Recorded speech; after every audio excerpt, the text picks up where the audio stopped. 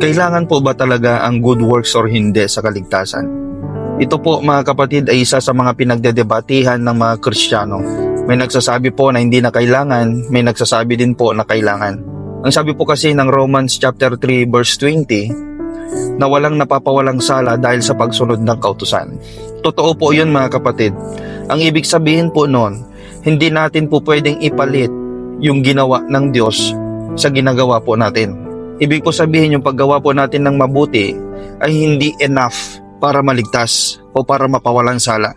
Kasi may nagsasabi po mga kapatid, gumawa ka lang ng mabuti, makakapasok ka sa langit. Pag ganun po ang kaisipan mo kapatid, para mo na ring sinabing walang kwenta yung ginawa ng Panginoong Hesus na pagkapako sa krus ng Kalbaryo.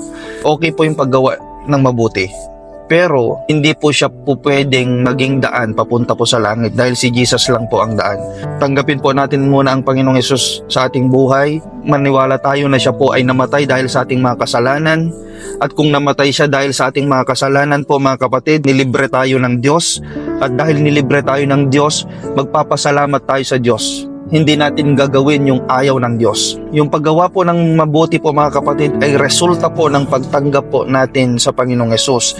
Dahil ang sabi niya po sa Mateo chapter 5 verse 17, pumarito ang Panginoong Hesus hindi para sirain ang kautusan kundi para ganapin ito.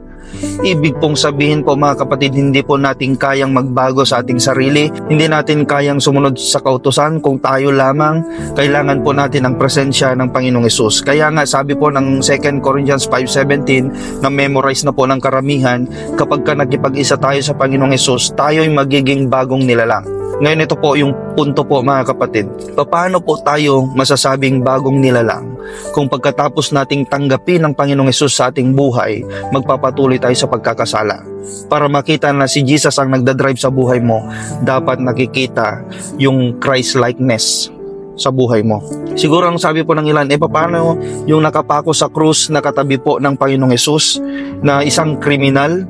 Pero ang sabi niya sa Luke 23:42, alalahanin mo ako Panginoon kapag ka ikaw ay naghahari na. At ano po ang tugon po ng Panginoong Hesus? Sinasabi ko ngayon sa iyo, isasama kita sa paraiso. Yan po ay nakapasok po sa paraiso, samantalang itong taong ito ay nabubuhay po ng kriminal. Isa ito po sa mga verses na binabanggit po ng mga nagsasabing hindi na kailangan ang good works. Kapatid, tatanungin kita, kung sakaling yung pinako sa krus ay hindi namatay sa oras na yon, ano kayang magiging response niya doon sa kaligtasan na kanyang natamo? Magpapakasamang tao kaya siya? Mananatili kaya siyang kriminal? O magbabagong buhay siya dahil niligtas na siya ng Panginoon? Magkaiba kayo kapatid nung kriminal na nandun. Kasi yung kriminal na nakapako na doon, wala na siyang pagkakataon para pasalamatan ang Diyos through good works. Ikaw, nandyan ka pa, nanonood ka pa kapatid. Ang paggawa po ng mabuti ay bilang respeto sa Diyos na nagbigay sa iyo ng pagkakataon upang mapaglingkuran siya.